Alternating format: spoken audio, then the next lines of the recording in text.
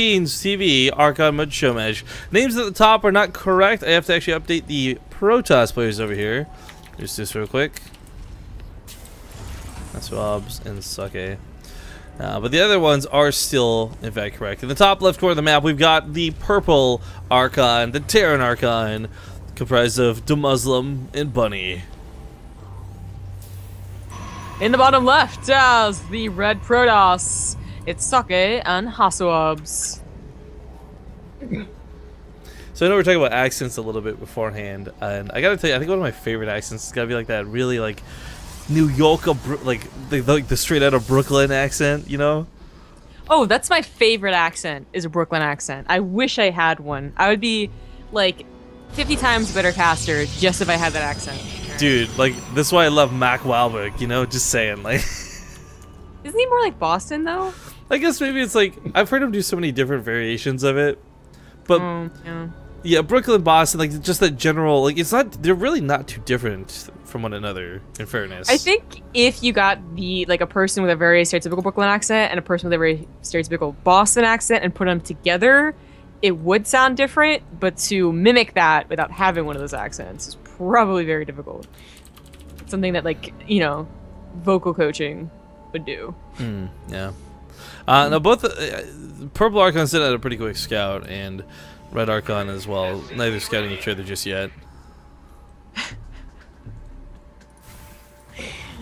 God. This kind of sucks because like TVP is a very funny matchup right now. One of the big things Zombie and I have learned firsthand is how abusive Adepts can be. Now Red Archon did go for a very fast expansion, trying to get that money up. I actually don't think that's the best choice of action. We have seen just some stupid things come out of Adepts. In fact, going as far from opening with the 2-gate rush into Robo with like Warp Prism follow-up, you just can't stop that. It's making me so mad every time we have to deal with that. Yeah, aggressively Adept into Immortal is very difficult. Yeah. And if you include a Warp Prism, it's even more difficult. Defensively, it doesn't work out so well.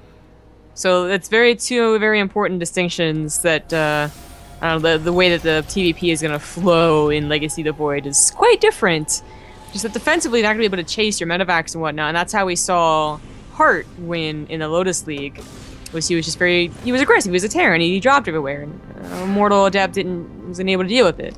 But you take that to like the face, you try to put some bunkers up, and you're like, oh, I got this, no problem, and Adept Immortal will wreck you. Yeah.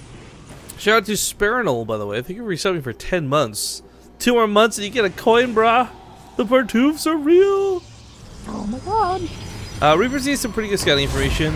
The mine does, like that little bomb does disrupt mining temporarily, but not by much. However, as we see, kind of out of juice, and the Adepts are starting to lock in on these. The Reaper only takes a couple of shots to kill, as these do hit for 23 per shot, and he will sadly die.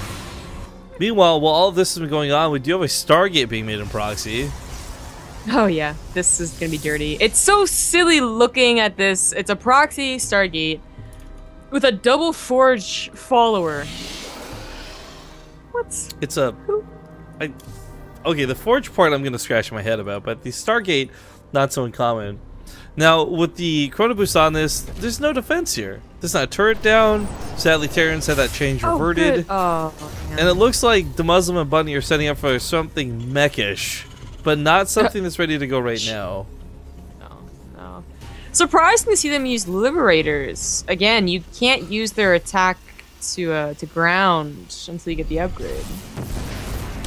Oracle's gonna come in, get some zaps.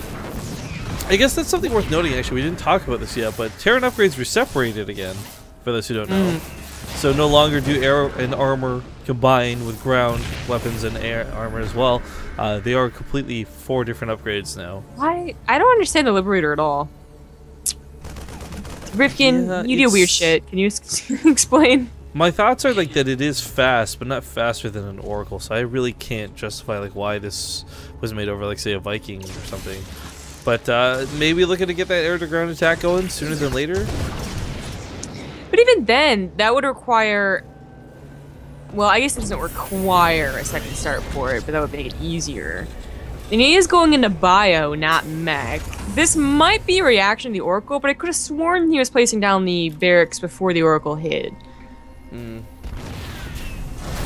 explain really quick why we keep focusing on the Liberator for a moment, guys. While we haven't seen it in action yet today, the air-to-ground attack of the Liberator, it's got some interesting range. It's fairly easy to dodge, truthfully, but it does hit for like 85 base with no upgrades.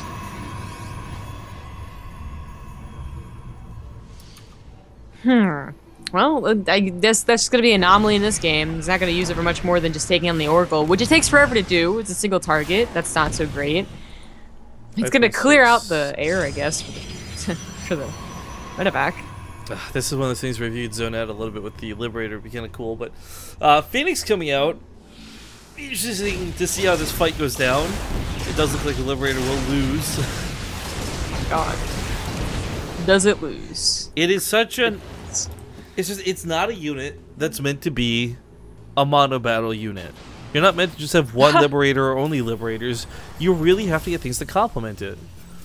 I don't know, man. You can mono battle any unit if you have enough of it. I think you've got this mentality because you really like mono battling queens. And I feel you on those queens, but I don't agree with that statement. I made Reapers work. We had no anti-air, and our team won, alright? Because I used Reapers and advanced forward to planetaries and missile turrets. You can do anything you set your mind to, Frithkin. Okay, Reading Rainbow, calm down. Alright, so... Don't take my word for it. Someone in chat asking about is my coin in the mail. No, guys, I have not messaged a single person about their addresses yet regarding the part 2 of coins.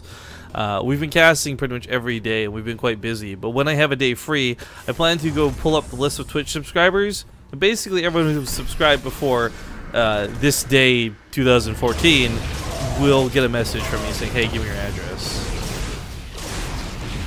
That Liberator, though. Trusted that Rifkin won't do anything weird with your address. Yeah, enjoy your 90 pizzas. LOLOL.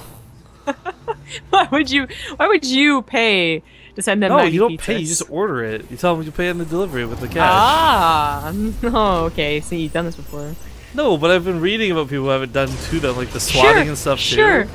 Sure. Like I know Yeah, about swatting. It doesn't mean I've done swatting. What does happen when they do that? I mean, like, I guess you're like banned from like Papa John's or whatever. First of all, Yeah. but they just go home and eat their 90 pizzas at the restaurant. Dude, if that was the case, I would fake call like my own restaurant just so you get free 90 pizzas later at the end of the shift. Alright, so the pylon is removed. No warpman's gonna be happening here anytime soon. Stargate gets taken out of play, but he's already got about 6 Phoenix out. More than enough to run around and just play catch the medevac. Hell, if he wants, he could probably dive into that mineral line a little bit later too, as one turret doesn't really bother a few Phoenix. But 3 Liberators at a time, and it's worth noting, yes, these do get made out of the reactor. They cost 150 minerals and 150 gas. They are not the cheapest things you've ever seen, but their effectiveness does not wear off once all the air is cleared out. Once again, if you upgrade the ability in the tech lab like they currently are, Liberator AG mode, they can start firing on ground. And 85 damage a shot takes out Archons so quick. Takes out Stalkers and Zealots so quick. Well, okay, so we're kind of starting to see where their plan is going towards, and that's cool and whatnot. Although I think if Red Archon had just gone for like an Immortal Adeptibus, they'd be dead already. Whatever. They're not, so. But the problem right now, as the game goes on, is that Liberators aren't as easy to control as they might seem. It's very easy to walk outside of these circles. Yeah. Or dodge them entirely. And they're like tanks that you're just not used to having to siege up and siege back, you know? Oh, there's a huge warp in the main. Wow. Yeah, I actually did not catch that. I guess he lifted the Archon and warped in the rest of the Zealots. SCVs got pulled, and Liberators actually did a great job helping mop this up, despite the fact that it will go down to the Phoenix. The damage has already been done. The nice thing about the Liberators is that if you can set them and forget them, then they're fantastic. So the Liberators are defending the third really, really well. Like, good job there. But in terms of attacking, like, to siege and unsiege them, people aren't used to it. They're air units and they're kind of quick, so you think they'd be fast, like, unsieging, and they're really not. It just gets messy pretty quickly, but that's where, of course, the micro player is going to come into, and hopefully they'll be a little more on top of that. Well, fourth base coming down for Socke and Hasuobs. You know, one of the things I really like, though, you bring up the whole thing with the Liberator, set and forget it. More so than this, I actually have been really enjoying seeing a lot of Terran players on their streams, at least. We haven't actually seen any of it in tournament play yet.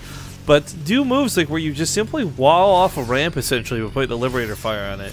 Protoss don't want to run through this, no matter what. And if you've got that set up on this ramp, for example, like point to point, no one's going to walk through that.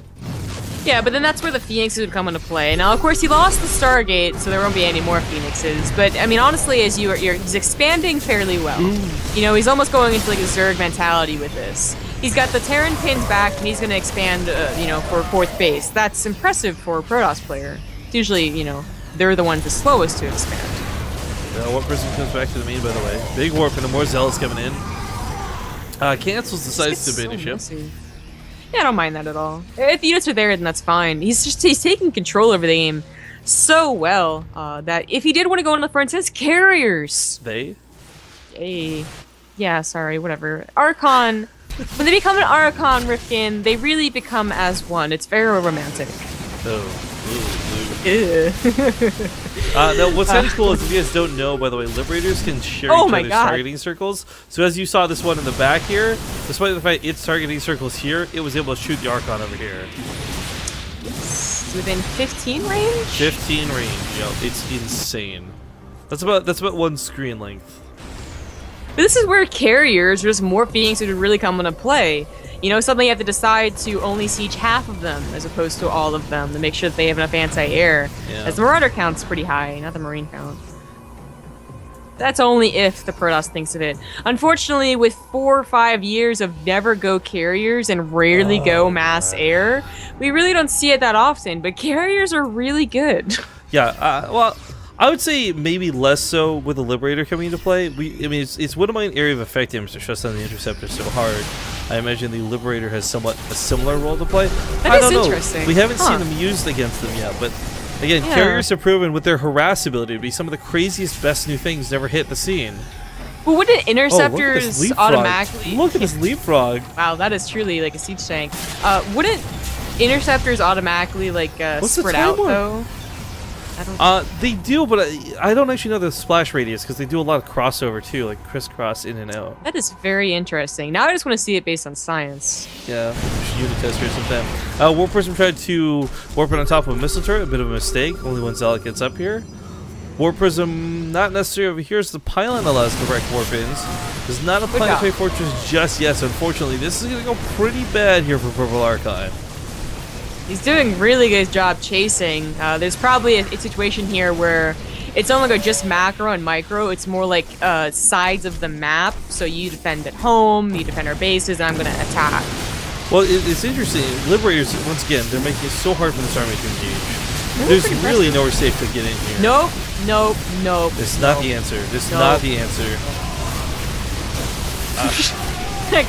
I can see that coming a mile away. So obviously this is the point where they wanted to get, and this is where Liberators look really powerful. But here's the thing, this is a very limited role the Liberators have, and honestly, truthfully, let's say the Militia Report didn't die, let's say it's got 50 energy, because it only takes 50 energy, you recall to your natural base, you can suddenly push this back, and the Liberators are repositioning.